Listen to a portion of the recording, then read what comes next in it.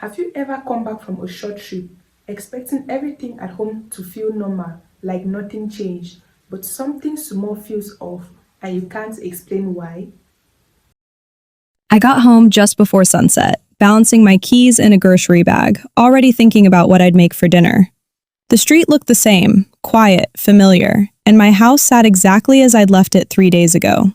My name's Veronica Smith, and I live alone in the place my grandmother left me. At least, I did. I'd only been gone for a short work trip, nothing unusual, nothing that should have changed anything. But as I walked up the driveway, something felt slightly off. The porch light was on, even though it was still bright outside, and the curtains inside were drawn tighter than I remembered. I slowed down, adjusting my grip on the keys.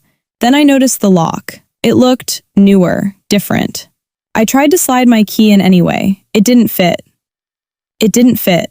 And for a second, I just stood there, staring at my own front door, wondering why it suddenly felt like I wasn't supposed to open it.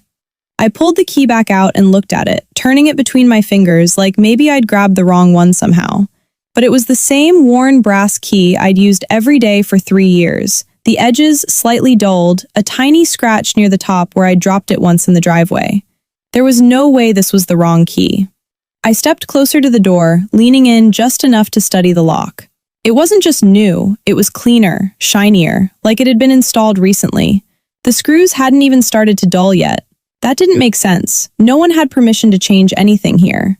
I shifted the grocery bag to my other hand and knocked lightly, almost out of habit. The sound echoed a little differently than usual, like something inside had been moved. For a moment, nothing happened. Then I heard it. Footsteps. Not the quiet, empty house creak I was used to, but actual, deliberate movement. Someone walking across the floor. I straightened, my grip tightening around my keys. "Hello?" I called out, keeping my voice even. The footsteps paused. A second later, I heard something else. A soft thud, like a box being set down. Then a murmur. Voices. More than one. I frowned, taking a small step back from the door, trying to piece it together. My parents had a spare key. They'd used it before, usually with a quick text after. "Stopped by, grabbed your mail," something like that. But they hadn't said anything this time, and they definitely didn't rearrange things.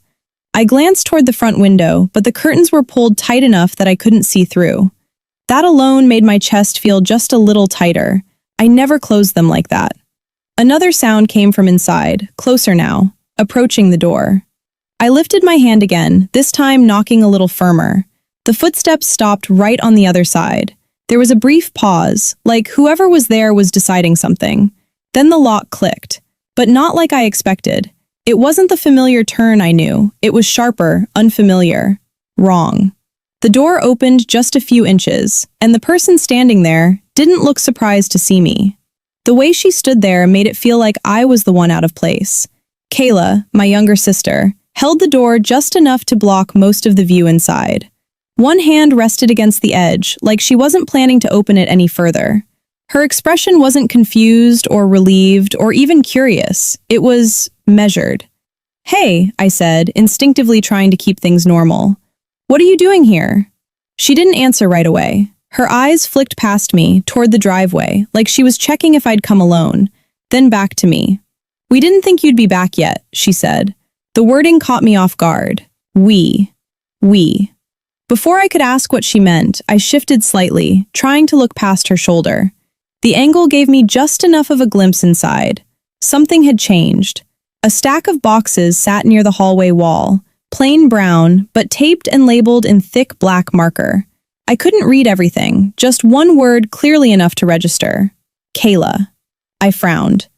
"Why are there boxes in my—" "Mom's here," she cut in quickly. That explained the voices, but not the boxes, and definitely not the lock. As if on cue, I heard my mother's voice from deeper inside the house, calm and almost casual. "Who is it?" Kayla didn't turn around when she answered. "It's Veronica."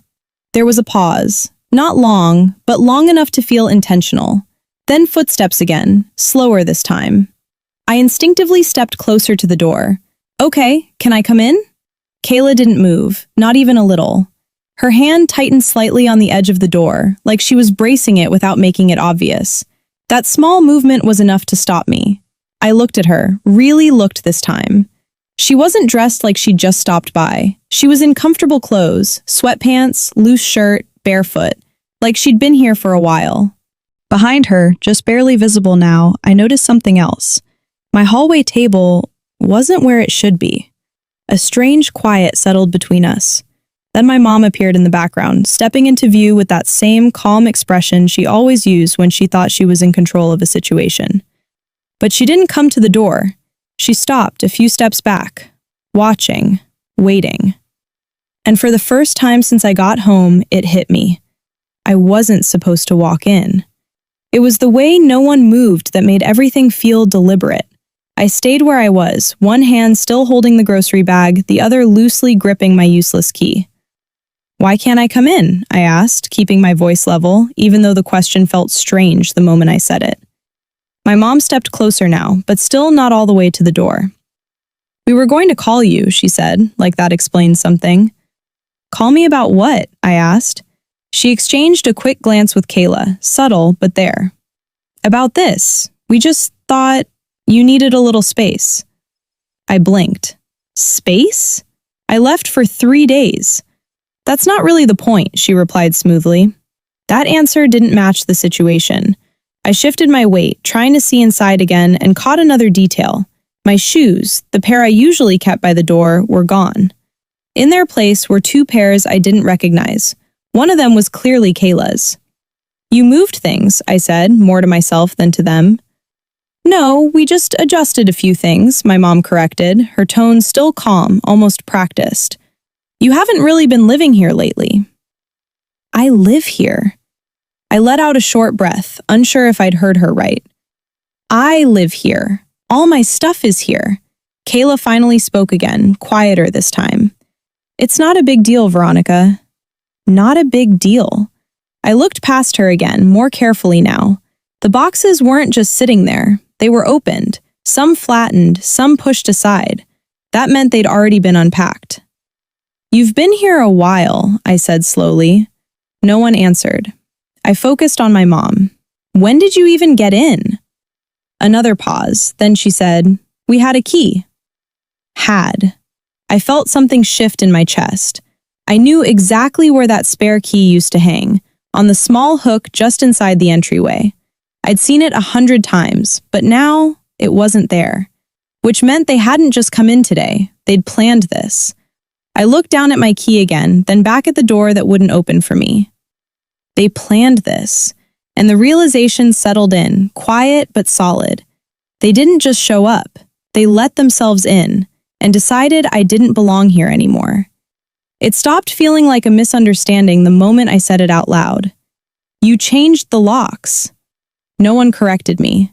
They meant to. My mom held my gaze, her expression steady. "We had to." The certainty in her voice didn't match the situation. It overrode it. Like the decision had already been justified somewhere I wasn't part of. "You had to?" I repeated, a little sharper now. "It's my house." "We're not doing this out here," she said, glancing briefly toward the street, as if this was about appearances. "You've been distant. Things haven't been stable." The words felt selected, not spontaneous. "Stable?" I let out a small, disbelieving breath. "I went on a work trip." Kayla shifted her weight just inside the doorway, arms crossing loosely. "It's not just that," she said, still not meeting my eyes. "Then what is it?" I asked. No clear answer came. Instead, my mom stepped slightly closer, lowering her voice like she was explaining something obvious. "You haven't really been living here. We made a decision that's better for everyone." Better for everyone. I glanced past them again. The boxes were open, clothes already hanging in the hallway closet, Kayla's clothes, shoes lined neatly near the wall. This wasn't temporary. It wasn't even recent. "You moved her in," I said. Silence confirmed it. I felt the weight of it settle, how far this had already gone without me knowing. "You can't just take my house," I said, more quietly now. My dad finally spoke, his voice low, almost reluctant. "We're family. It's not like that." But it was exactly like that. I pulled my phone out, my thumb hovering for a second before I looked back at them. "I'm calling the police." For the first time, I expected hesitation, but my mom didn't react the way I thought she would. She smiled. just slightly. Go ahead, she said. She wasn't worried. That was the moment something shifted again, because she wasn't worried, and I didn't understand why. I stared at her for a second longer, then hit call anyway, holding the phone to my ear as it rang. Behind them, inside my house, everything looked settled, lived in, like I was the one who didn't belong. And as I waited for someone to pick up, one thought kept pressing louder than the rest. Why were they so sure this would work? The police car pulled up slower than I expected, tires easing against the curb like this was just another routine stop. For a second, everything felt strangely quiet again, like the situation had paused to see what would happen next. The officer stepped out, calm, composed, taking in the scene with a quick glance. Me on the porch, my parents just inside the doorway, Kayla lingering behind them. No raised voices, no obvious chaos, just tension. Afternoon, he said evenly. What seems to be the issue? I spoke first, keeping it simple. This is my house. I've been away for 3 days. I came back and the locks have been changed. They won't let me in. Before I could say anything more, my mom stepped forward slightly. She hasn't been living here, she said, her tone smooth, confident.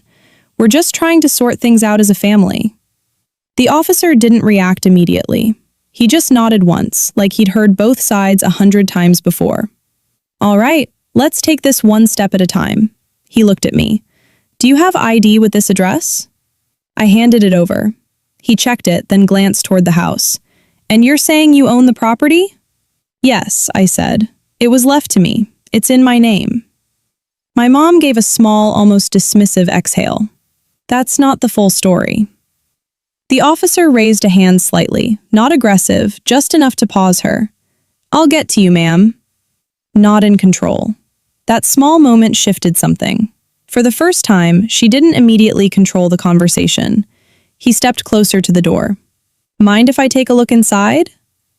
Kayla hesitated, then slowly pulled the door open wider.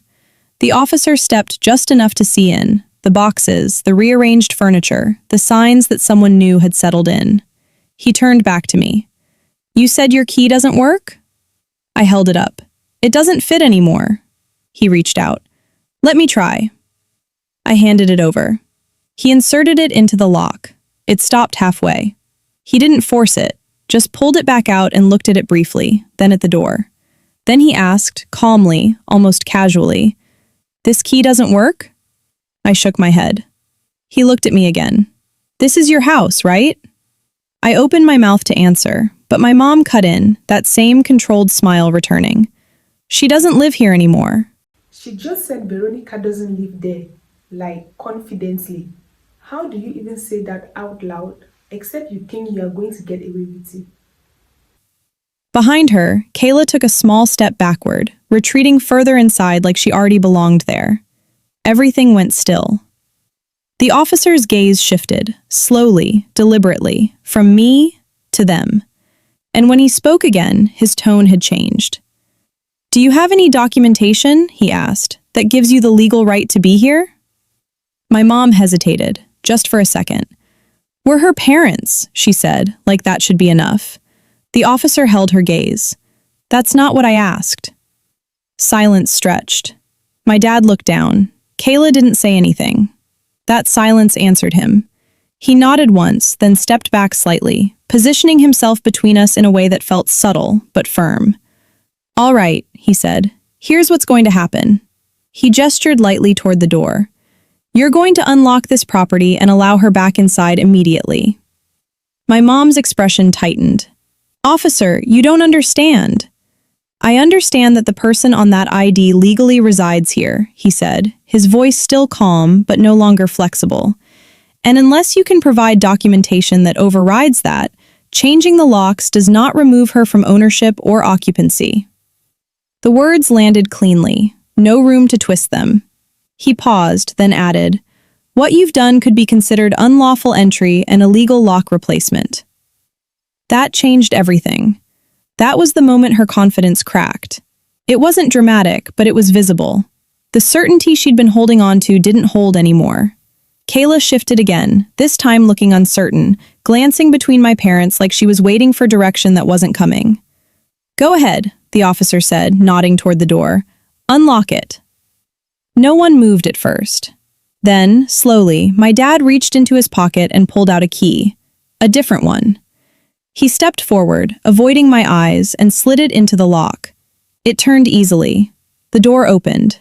Just like that. The same door that wouldn't open for me minutes ago. I stepped forward, crossing the threshold without anyone stopping me this time. The air inside felt different, not unfamiliar, but disturbed.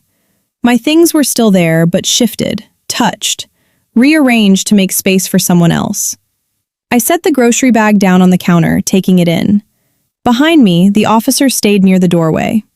I'll need you to gather your belongings, he told them, and step outside. My mom tried once more. We were just helping. You can discuss that elsewhere, he replied evenly. That was it. No more arguments, no more control. Kayla moved first, quietly heading toward the hallway, pulling a few things together without speaking. My dad followed, slower. My mom lingered the longest, looking around like she was trying to hold on to something that wasn't hers to keep. Then, eventually, they stepped out, one by one. I stood just inside the living room, watching as they passed me. No apologies, no explanations, just a quiet shift in direction. The officer waited until they were fully outside before turning back to me. If you have any documentation, keep it accessible, he said, and you may want to consider updating your security. I nodded. I will.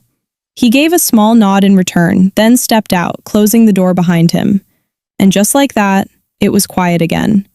I stood there for a moment, then reached into my pocket and pulled out my key, the same one I'd tried to use earlier, the one that didn't work anymore. I looked at it, then at the lock on the door. Simple, physical, changed without me. I walked over and turned it from the inside. It clicked smoothly. Still mine. But something about it felt different now, not because of the lock, because of what it took to get it back. It's strange how quickly something familiar stops feeling like yours just because someone decides it isn't so. How would you protect yourself if that line was crossed?